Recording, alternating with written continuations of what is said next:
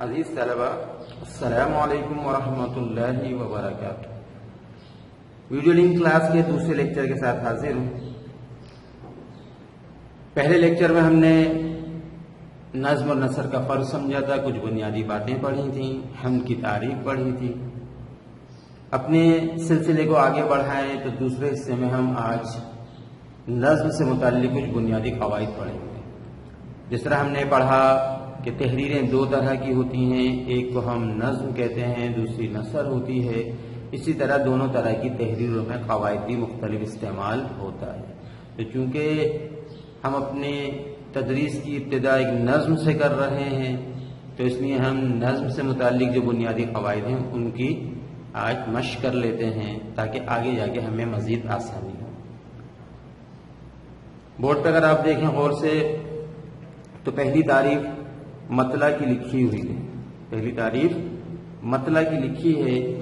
مطلع طلوع سے نکلا ہے کہ جس طرح سورج طلوع ہوتا ہے تو دن کا آغاز ہوتا ہے، اسی طرح شاعر جس شعر سے اپنی نظم کی ابتدا کرے، شاعر اپنی نظم یا غزل کی جس پہلے شعر سے ابتدا کرے وہ پہلا شعر مطلع کہلاتا ہے۔ البتہ اتنا ذہن میں یاد رکھیے کہ اس پہلے شعر کا ہم قافیہ ہونا بھی ضروری ہے، یعنی اس کے دونوں مصروں میں قافیے کا استعمال کیا گیا ہو۔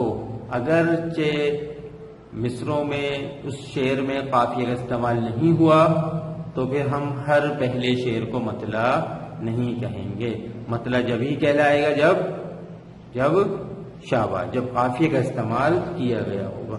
مثال کے طور پہ شعر ہے کہ سچ ہے یہ رب ذوالجلال ہے تو، سچ ہے یہ رب ذوالجلال ہے تو، نور ہی نور ہے جمال ہے تو۔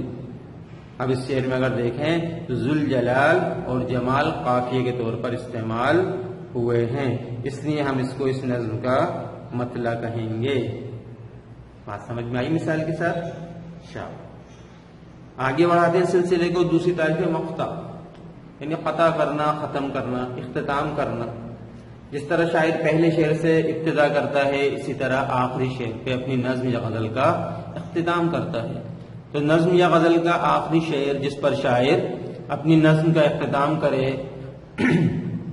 اور شاعر اس آخری شعر میں اپنا تخلص بھی استعمال کرتا ہے تو وہ آخری شعر پھر مقطع کہلاتا ہے۔ جس طرح پہلے ہم نے پڑھا کہ مطلع میں قافیے کا ہونا ضروری ہے، اسی طرح مقطع میں تخلص کا ہونا بھی ضروری ہے۔ تخلص شاعر کے ادبی نام کو کہتے ہیں، آگے مزید اس کو سمجھ لیں گے۔ یعنی وہ نام جو شاعر اپنی شاعری میں، اپنے اشعار میں استعمال کرتا ہے وہ شاعر کا تخلص کہلاتا ہے۔ تو اگرچہ آخری شعر میں تخلص نہیں ہے تو آخری شعر مقطع نہیں کہلائے گا۔ مثال کے طور پہ اس مثال کو دیکھیے کہ حال راغب کہے تو کیا تجھ سے، حال راغب کہے تو کیا تجھ سے، داورا رازدار حال ہے تو۔ اس شعر میں شاعر نے، آخری شعر ہے یہ نظم کا، اور اس شعر میں شاعر نے اپنا تخلص راغب استعمال کیا ہے، تو یہ شعر اس نظم کا مقطع کہلائے گا۔ یہاں تک بات سمجھ میں آئی؟ ماشاءاللہ۔ آگے بڑھتے ہیں۔ قافیہ، نظم یا غزل میں آنے والے ہم وزن اور ہم آواز الفاظ کو قافیہ کہتے ہیں۔ ہم آواز یعنی جن کو سننے سے آواز ایک جیسی لگے، جیسے ذوالجلال ہے، جمال ہے، مثال ہے اور کمال وغیرہ۔ ایسے الفاظ جو آواز ایک جیسی دیتے ہوں وہ قافیہ کہلاتے ہیں۔ اس کے بعد اگلی تعریف ہے ردیف۔ ردیف قافیے کے اشعار میں قافیے کے بعد بار بار آنے والے لفظ یا الفاظ کو ردیف کہتے ہیں۔ یعنی ہم نے شعر پڑھا، شعر میں ہم نے دیکھا کہ قافیے کا استعمال ہوا ہے، اور بعض اوقات قافیے کے بعد ایسے الفاظ یا لفظ ہوتے ہیں جو دونوں مصروں میں یا دو سے زائد مصروں میں ایک ہی جیسے بار بار دہرائے جا رہے ہوتے ہیں، تو وہ ایک ہی لفظ جو دونوں مصروں میں ایک جیسے ہوں وہ ردیف کہلاتے ہیں۔ قافیے کے بعد اشعار میں قافیے سے پہلے ردیف کبھی نہیں آئے گی۔ ردیف ہمیشہ کب آئے گی؟ شاباش، ردیف ہمیشہ قافیے کے بعد آئے گی، اور وہ ایک جیسے لفظ یعنی سیم، اس میں کوئی تبدیلی نہ ہو، وہ دونوں مصر میں اگر ایک جیسے ہیں، چاہے وہ ایک ہو یا 2 ہوں یا 3 ہوں، وہ جتنے الفاظ بھی قافیے کے بعد مقرر دونوں مصروں میں دہرائے گئے ہیں وہ الفاظ ردیف کہلائیں گے. اگر وہ ایک لفظ ہے تو بھی وہی ردیف ہے، اور ایک سے زیادہ ہے تو بھی وہی ردیف کہلائیں گے. جیسے اگر ہم اسی شعر کو دیکھیں کہ سچ ہے یہ رب ذوالجلال ہے تو، سچ ہے یہ رب ذوالجلال ہے تو، نور ہی نور ہے جمال ہے تو. اس شعر میں اگر آپ دیکھیں تو سچ ہے یہ رب ذوالجلال ہے تو، نور ہی نور ہے جمال ہے تو، اس میں ذوالجلال اور جمال قافیے کے طور پہ استعمال ہو رہے. اور اس کے بعد دونوں مصروں میں دیکھیں ہے تو پہلے مصرے میں اور دوسرے مصرے میں بھی ہے تو، یعنی ہمیں پتہ چلا قافیے کے بعد ہے تو جو لفظ دہرایا گیا ہے دونوں مصروں میں، تو پھر ہے تو اس شعر کی ردیف کہلائے گی. بات سمجھ میں آئی ماشاءاللہ؟ بالکل. اگر دوسرے شعر کو دیکھیں مثال کے لیے کہ حال راغب کہے تو کیا تجھ سے، حال راغب کہے تو کیا تجھ سے، داورا رازدار حال ہے تو. اب اس شعر میں آپ کو قافیہ اور ردیف کیا نظر آتے ہیں؟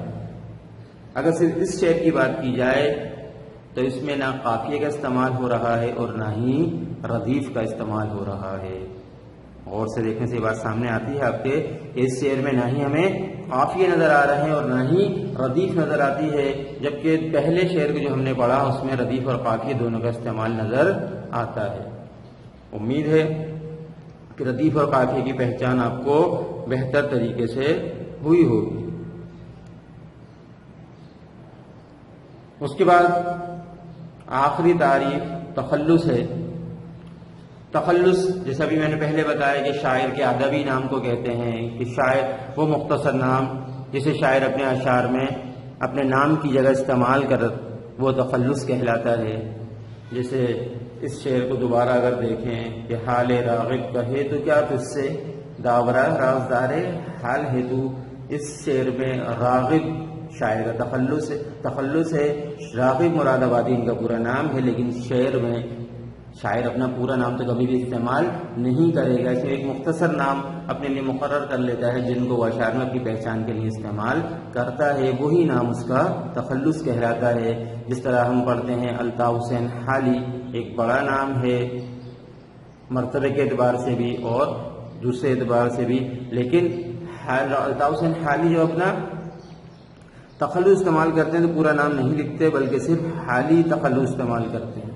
اسی طرح مرزا اسد اللہ خان غالب بڑا نام ہے ہر اعتبار سے، لیکن جب اشعار میں استعمال کرتے ہیں تو صرف غالب تخلص استعمال کرتے ہیں، پورا نام استعمال نہیں کرتے.